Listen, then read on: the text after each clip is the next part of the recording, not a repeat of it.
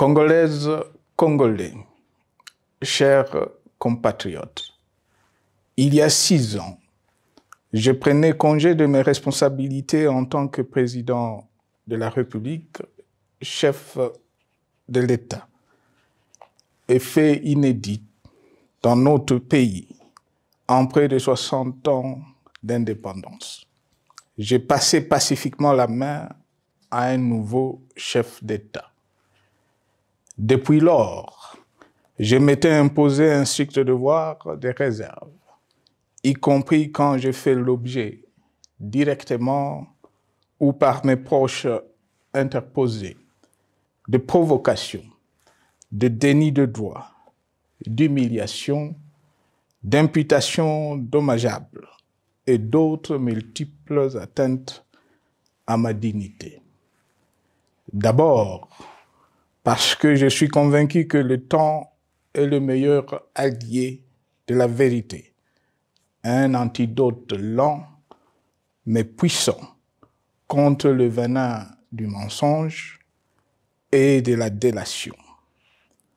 Mais aussi et surtout, parce qu'agir autrement aurait fait le jeu de ceux qui, par cette campagne odieuse, cherchaient à détourner l'attention de notre peuple de leur incapacité, aujourd'hui avérée, à répondre à ses attentes et aspirations. J'ai enfin décidé de briser ce long silence, de sortir de ma réserve et de m'adresser à vous parce que l'enjeu est de taille. Il est même existentiel.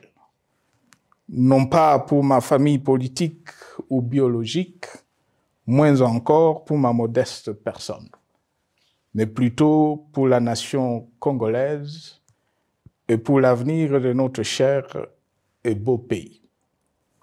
J'ai décidé de briser le silence parce qu'au vu de la situation que traverse notre pays, continuer à me taire m'aurait rendu poursuivable devant le tribunal de l'histoire pour non-assistance à plus de 100 millions de compatriotes en danger. Je saisis cette opportunité pour partager avec vous mes réflexions et participer ainsi à la recherche de la solution à la crise que traverse notre pays, la République démocratique du Congo, terre de nos ancêtres, car il est gravement malade et son pronostic vital engagé.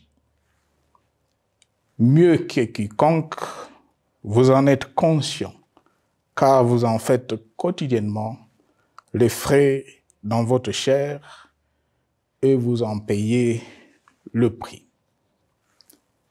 Mes chers compatriotes, vu l'importance stratégique de notre pays et le rôle qu'il est appelé à jouer, j'avais, de l'avènement au pouvoir du chef de l'État actuel, conclu avec lui un accord donnant naissance à la coalition entre nos forces politiques respectives. À propos de cet accord, beaucoup de contre-vérités ont été dites, y compris, fort malheureusement, par celui qui est censé connaître la vérité, parce qu'en étant l'un de 2 principaux signataires. En attendant qu'au moment opportun, la vérité soit rétablie, preuve irréfutable à l'appui, permettez-moi pour l'instant d'affirmer qu'en ce qui me concerne, la conclusion de cet accord n'avait pour seule motivation que l'intérêt supérieur de la nation. Par cet accord de mutualisation de forces, j'entendais en effet permettre à mon successeur d'exercer dans la direction des affaires de l'État plus de pouvoir effectif que ce que la faible représentation de sa famille politique au sein de la nouvelle Assemblée nationale était en droit de lui conférer. Je voulais par ailleurs faciliter le fonctionnement harmonieux des institutions et éviter à la nation, comme à notre jeune démocratie, d'éventuelles crises politiques qui leur auraient été fatales. Cette première alternance pacifique et civilisée à la tête du pays avait suscité d'autant plus d'espoir qu'en janvier 2019, notre pays s'est trouvé en bien meilleur état qu'au moment de ma propre accession à la magistrature suprême en janvier 2001. Alors que j'avais trouvé un pays au bord de l'implosion, miné par une longue dictature et des guerres, sans institutions républicaines, économiquement en faillite et socialement déchiré. Bref, un pays dont l'incertitude de lendemain menaçait la stabilité de toute la région. Le 24 janvier 2019, j'avais en effet légué un bien meilleur héritage à mon successeur, à savoir un pays réunifié, largement pacifié et dont les limites territoriales correspondaient exactement à celles qu'elles étaient au 30 juin 1960. Une nation reconstituée, réconciliée et fière de sa diversité. Un État doté d'une constitution progressiste et des institutions fonctionnant harmonieusement. Une économie dynamique et résiliente et débarrassée du fardeau de la dette hérité de régimes antérieurs, du fait de multiples réformes structurelles engagées. Une armée nationale républicaine de plus en plus professionnelle et capable de relever le défi de la défense de l'intégrité du territoire national. Une démocratie en constante consolidation, avec notamment l'organisation sur fonds propres d'un troisième cycle électoral.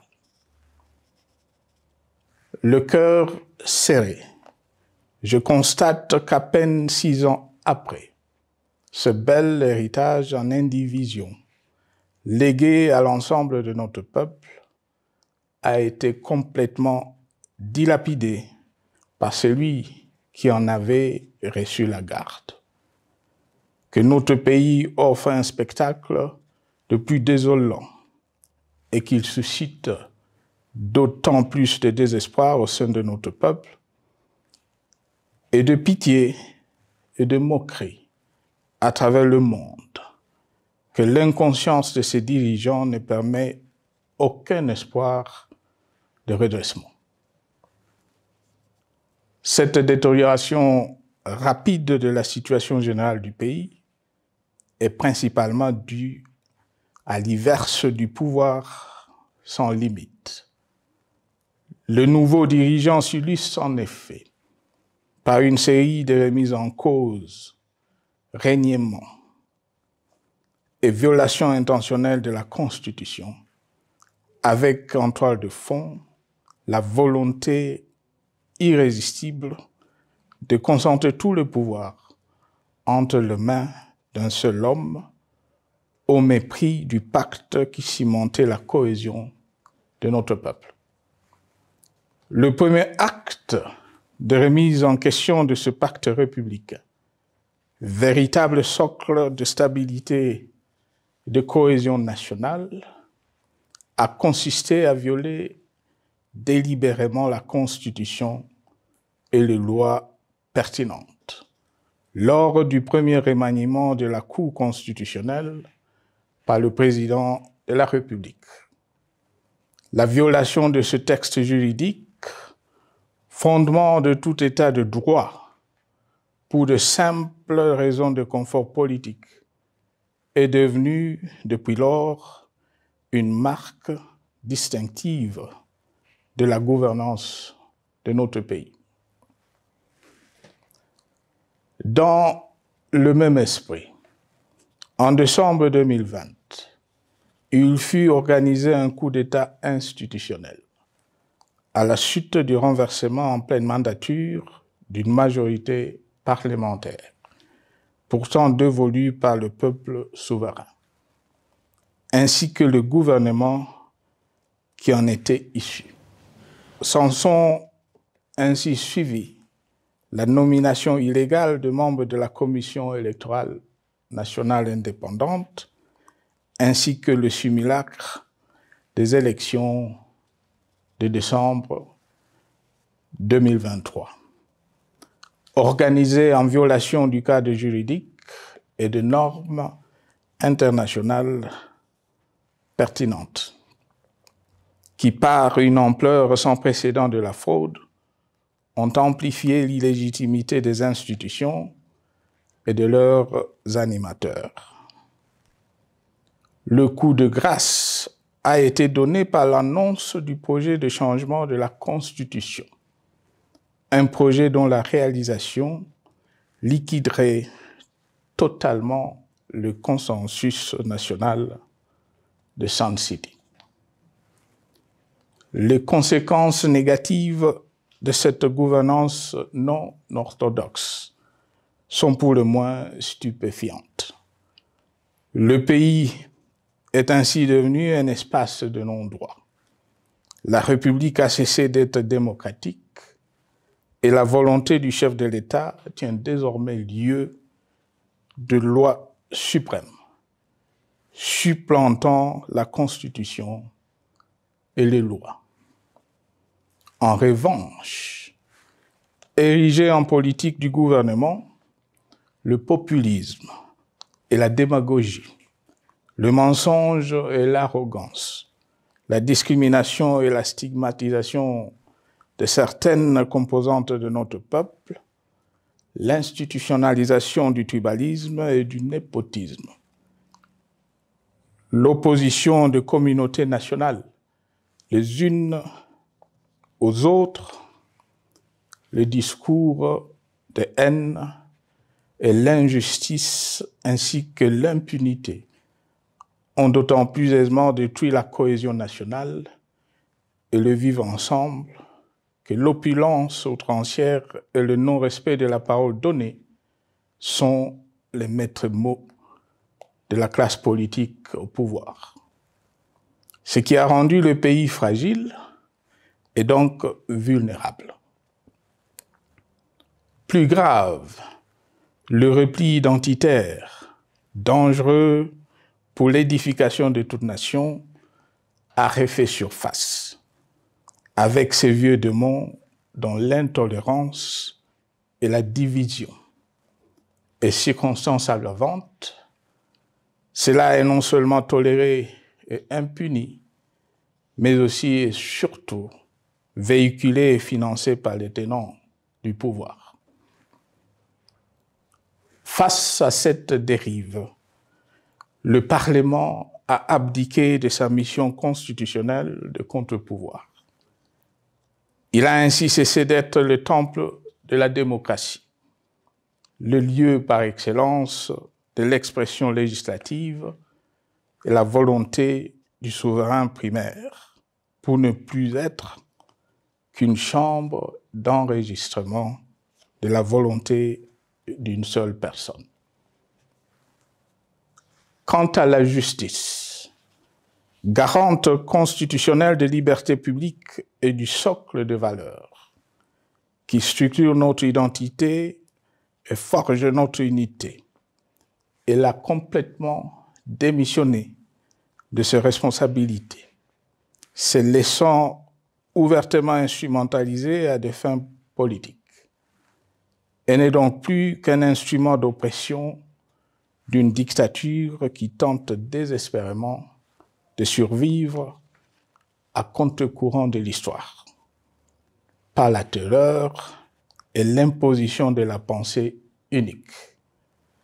Rôle peu louable, qu'elle partage avec les milices tribales, ainsi que la police et le service de renseignement, eux aussi détournés de leur noble mission de protection des citoyens et de sécurisation de l'État.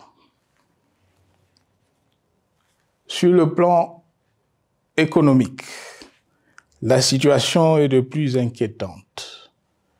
Malgré l'augmentation des recettes publiques, essentiellement due à l'arrivée à maturité de toutes les réformes courageusement votées de 2002 à 2018, notamment le nouveau code minier, forestier, des hydrocarbures, des assurances et de la sous-traitance, et un niveau d'aide financière accru de la part des institutions de Bretton Woods.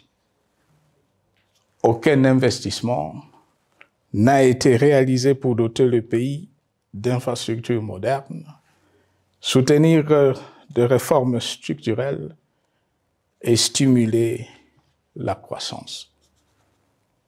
Par contre, l'inflation et la dépréciation monétaire, jadis vaincues, sont de retour.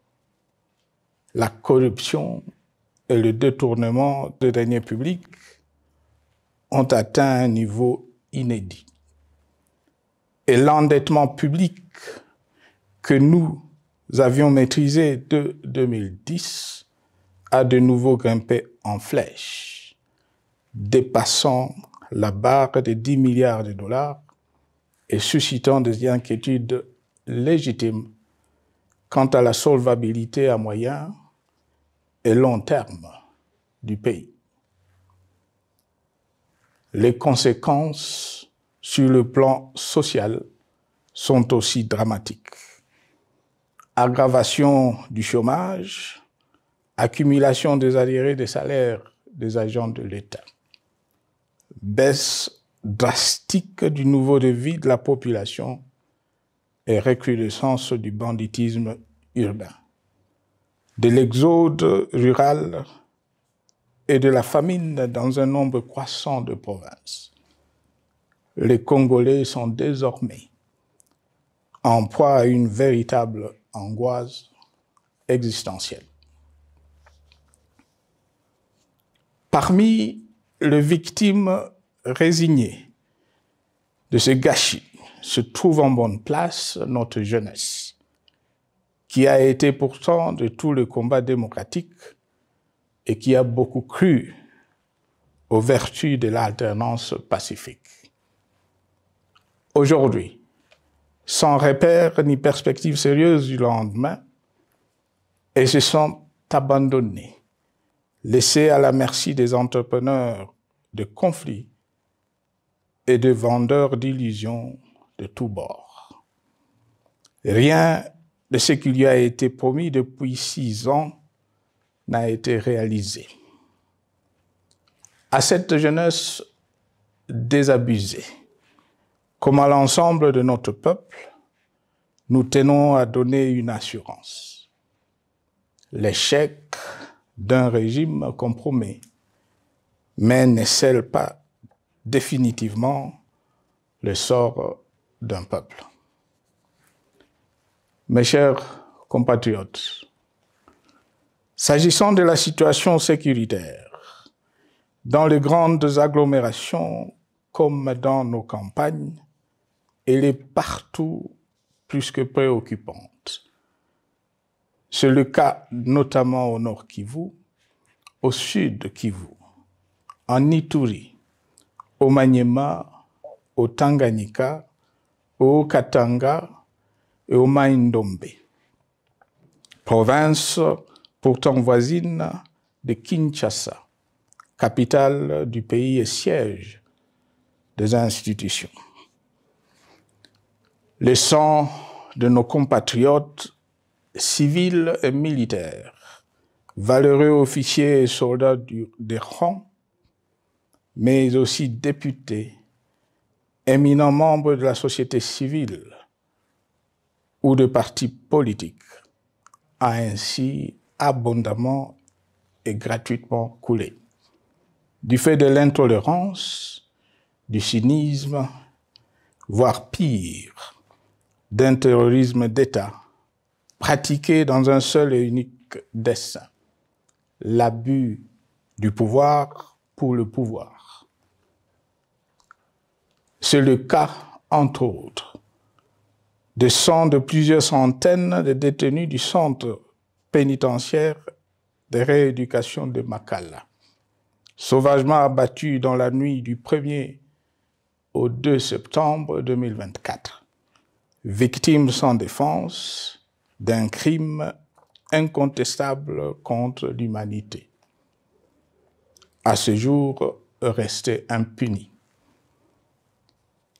Il en est de même de membres de la secte mystico-religieuse Wazalendo de Goma, de jeunes de la Junafek à Lubumbashi et du massacre des adeptes de l'église Mbidi à Kilwa.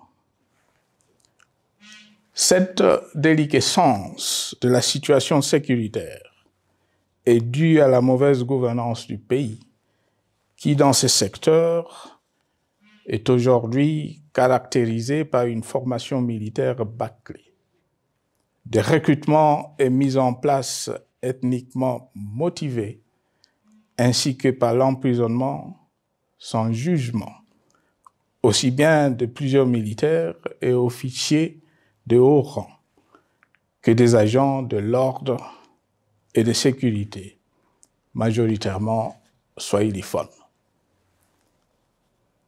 Bien plus, à l'armée nationale, bouclier de la nation, instrument de préservation de l'indépendance nationale et de l'intégrité territoriale, il a été substitué de bandes de mercenaires, de groupes armés, de milices tribales et de forces armées étrangères qui ont non seulement montré leurs limites, mais aussi enfoncé le pays dans un chaos indescriptible.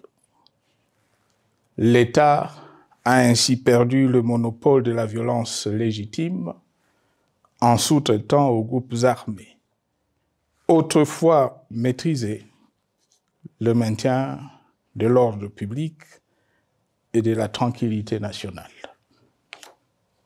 Et comme si cela ne suffisait pas, l'armée nationale est vilipendée, conspuée et tournée en dérision par les autorités qui n'assument jamais rien alors qu'elles sont censées veiller à sa consolidation et à sa respectabilité. Pour les avoir formés, commandés et conduits au front, je connais nos soldats, boucs émissaires aujourd'hui de toutes les contre-performances enregistrées sur les champs de bataille. Ils ne sont pourtant pas intrinsèquement moins bons, moins nationalistes et moins loyaux. Ce qui a changé entre-temps, c'est la qualité du commandement et de leur prise en charge. Au niveau régional, le gouvernement a levé l'option désastreuse de se détourner de deux principaux instruments internationaux qui étaient à la base de l'architecture régionale de paix et de sécurité, laquelle avait permis la stabilité régionale que le président actuel avait trouvée lors de son accession au pouvoir. À savoir, le pacte sur la sécurité, la stabilité et le développement dans la région de Grand Lac et l'accord cadre pour la paix, la sécurité et la coopération pour la République démocratique du Congo et la région. Plus grave encore, en faisant de forces négatives, les FDLR, ainsi que des centaines de groupes armés congolais, des supplétifs des forces armées de la République démocratique du Congo, le gouvernement a ouvert la voie à la régionalisation du conflit, avec des conséquences inévitables sur la stabilité de la région. Mes chers compatriotes, alors que sur le plan institutionnel, politique, économique et social, les fondamentaux avaient été établis et que le pays avait été placé sur la rampe de lancement, prêt à décoller. Nous voici, hélas, en un temps record, soit 6 ans, de nouveau à la case départ. Seul d'un État failli, divisé, désintégré, au bord de l'implosion, inscrit en bonne place au palmarès de pays pauvres, le plus corrompu et très endetté. En atteste tout le rapport tant du Conseil de sécurité des Nations Unies que ceux sur l'indice de développement humain et sur la pauvreté. La crise qui déchire notre pays est donc profonde et multidimensionnelle. Sa solution doit être nécessairement globale. Toute autre approche n'a donc aucune chance de conduire à une paix durable. Bien plus, le Congo est intemporel. Il n'appartient pas à tel ou tel régime politique, ce dernier étant par définition rotatif et donc passager en démocratie. Il appartient plutôt au peuple congolais dans sa grande diversité. Ce qui est vrai du Congo l'est aussi des immenses ressources du sol et du sous-sol dont il regorge et qui sont essentielles à la croissance et au développement à l'échelle internationale. Que tous, au pays comme à travers le monde, en tiennent compte et qu'ils inscrivent leurs projets dans une perspective qui privilégie l'intérêt du Congo et des Congolais, plutôt que celui de ceux qui, à un moment ou à un autre, dirige le pays. Cela étant, pour sauver le Congo, les griefs légitimes du peuple congolais contre le régime en place ne peuvent être éludés. Ils doivent plutôt être pris en compte. La dictature doit prendre fin et la démocratie, tout comme la bonne gouvernance économique et sociales doivent être restaurées. Car, comme en témoigne l'histoire, il ne peut y avoir de solutions sécuritaires définitives sans solution politique sincère. Sinon, il y aura de nouvelles vagues de convulsions politiques, de troubles à la paix, d'insécurité, d'instabilité institutionnelle, de conflits armés et de guerres civiles. Perspective qu'en toute responsabilité, nous, Congolais, ne pouvons plus nous permettre. Il est dès lors vital que les multiples initiatives de recherche de la paix, Luanda, Nairobi, EAC-SADC, l'Union africaine, Doha et Washington, que nous accueillons favorablement, les considérant comme autant de signes de compassion et de solidarité à notre peuple, soient conscientes de cette exigence.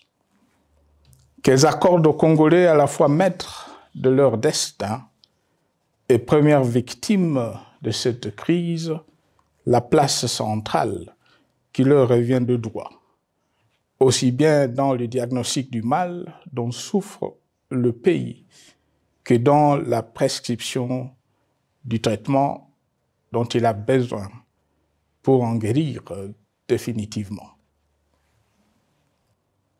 Il convient de noter à ce sujet que le gouvernement de Kinshasa s'est enfin résolu à se mettre autour d'une même table avec l'AFC/M23 depuis plusieurs semaines à Doha, même si, bizarrement, il continue à considérer comme un crime le fait que les autres Congolais se parlent entre eux. C'est le lieu pour moi de saluer la démarche des évêques de la CENCO et de l'ECC, qui a le mérite de n'exclure du débat aucun sujet ni aucun de nos compatriotes. Sans être parfaite, cette initiative conjointe des Églises mérite le soutien et, si nécessaire, des enrichissements de la part de notre peuple. Mes chers compatriotes, une fois n'étant pas coutume, il convient de dénoncer la falsification de l'histoire par ceux dont le jeu pervers dans l'opposition naguère, comme aujourd'hui au pouvoir, a consisté et consiste encore à calomnier, à diffamer, à diaboliser et à diviser pour gagner et régner, à se défausser sur les autres pour justifier leur contre-performance, quelles qu'en soient les conséquences sur la cohésion nationale ou en termes de vies humaines injustement brisées ou perdues. Une preuve, s'il en fallait encore, vient de nous en être donnée une fois de plus. Il y a quelques jours, en effet, suite à une simple rumeur de la rue ou des réseaux sociaux sur ma prétendue présence à Goma, où je veux me rendre dans le prochain jour, comme annoncé par ailleurs, le régime en place à Kinshasa a pris des décisions arbitraires, avec une légèreté déconcertante qui témoigne du recul spectaculaire de la démocratie. Mieux que quiconque, vous savez que pour moi, le Congo est la priorité absolue, que sa souveraineté et son intégrité territoriale ne sont pas négociables, que mon engagement pour la démocratie, la cohésion nationale, la paix et la stabilité n'est pas un slogan creux, et que le respect de la Constitution et des lois du pays, autant que celui de la parole donnée, sont sacrés. Militaire, j'ai juré de défendre la patrie jusqu'au sacrifice suprême. Hier au pouvoir, aujourd'hui en dehors du pouvoir, je demeure plus que jamais fidèle à ce serment.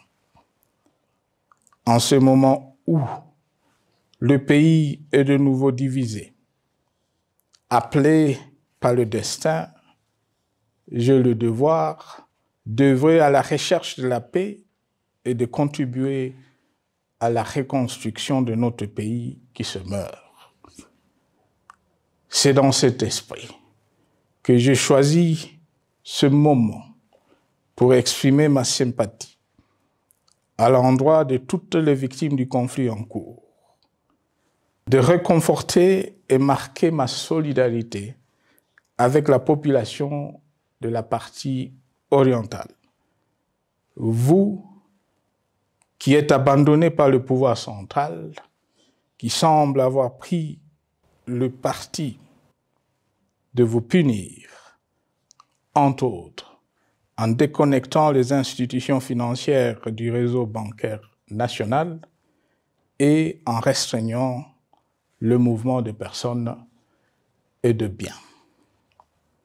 Ces décisions et bien d'autres vous asphyxient et rendent votre vie plus précaire que jamais.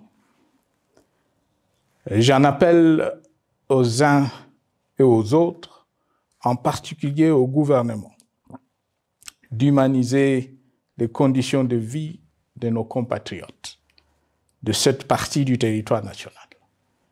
Ils ont droit à la vie, à la scolarisation de leurs enfants et aux autres conditions du bien-être. En entendant le rétablissement de l'autorité de l'État sur toute l'étendue du territoire national, j'invite les tenants du pouvoir à protéger la population. De même, l'armée, la justice, les autres structures en charge de l'ordre et de la sécurité doivent être véritablement au service de la population et répondre à ses aspirations. Mes chers compatriotes, de par mon expérience dans des situations similaires, le patriotisme et l'humanisme ont guidé le processus de règlement de conflits et ont porté de fruits dans le passé, aussi bien sur les champs de bataille que sur celui des négociations ou du dialogue. Notre pays avait été divisé de quasi-moitié pendant quelques années. La sagesse avait alors prévalu. Nous avions recollé le morceau et le pays a survécu dans son unité. C'est ainsi qu'après quelques années de réflexion sur la crise en cours, après avoir consulté des chefs d'État et des anciens chefs d'État de la région, ainsi que des acteurs politiques et sociaux, nationaux et étrangers, j'ai fait ce jour une proposition qui engage la nation tout entière à un sursaut patriotique pour un pacte citoyen afin de tirer le pays du gouffre. Le travail hardi qui s'impose à nous portera notamment sur les 12 points suivants. 1. Mettre fin à la dictature, mieux à la tyrannie. 2. Arrêter la guerre. 3. Rétablir l'autorité de l'État sur toute l'étendue du territoire national. 4. Restaurer la démocratie en revenant aux fondamentaux d'un véritable État de droit. 5. Rétablir les libertés fondamentales. 6. Réconcilier le Congolais et reconstruire la cohésion nationale. 7. Relancer le développement du pays par la mise en place d'une bonne gouvernance économique, une gestion administrative et financière orthodoxe et une répartition équitable des ressources nationales. 8. Relancer le dialogue sincère et permanent avec tous les pays voisins en vue de l'instauration de la paix et du développement durable dans la région. 9. Rétablir la crédibilité du pays auprès de partenaires au niveau tant régional, continental qu'international. 10. Neutraliser tous les groupes armés nationaux et étrangers et rapatrier ces derniers dans leur pays d'origine. 11. Mettre définitivement fin au recours et à l'utilisation de mercenaires, conformément à la Convention de l'Union africaine sur l'élimination du mercenariat en Afrique du 3 juillet 1977 et à la résolution des Nations Unies du 4 décembre 1989 portant sur la Convention internationale contre le recrutement, l'utilisation, le financement et l'instruction de mercenaires et rapatrier sans condition ceux qui sont déjà déployés sur le sol congolais. 12. Ordonner le retrait sans délai de toutes les troupes étrangères du territoire national. À ce sujet, je salue la décision sage des pays de la SADC de retirer les troupes de la SAMI DRC de notre pays. Vu l'immensité de la tâche ainsi décrite, je lance un appel solennel à tous les Congolais, sans distinction de sexe, d'ethnie, d'âge, de classe sociale, de zone géographique ou d'appartenance politique, qui aiment passionnément le Congo, qui sont prêts à tous les sacrifices, qui adhèrent sans réserve au pacte républicain de Sun City et qui tiennent au respect de la Constitution du 18 février 2006 à s'unir autour de ces objectifs. Il s'agit de la refondation de l'État et de l'édification d'un pays qui a perdu ses repères. Mobilisons-nous et mettons à profit tous les moyens à notre disposition pour restaurer l'unité nationale, sauver le Congo et préserver son indépendance. Car l'Afrique et le monde nous regardent. Mes chers compatriotes, le Congo vaut mieux que la caricature qu'en donnent ses dirigeants actuels. Le Congo mérite mieux que cette politique extérieure faite de jérémiades et de mendicité.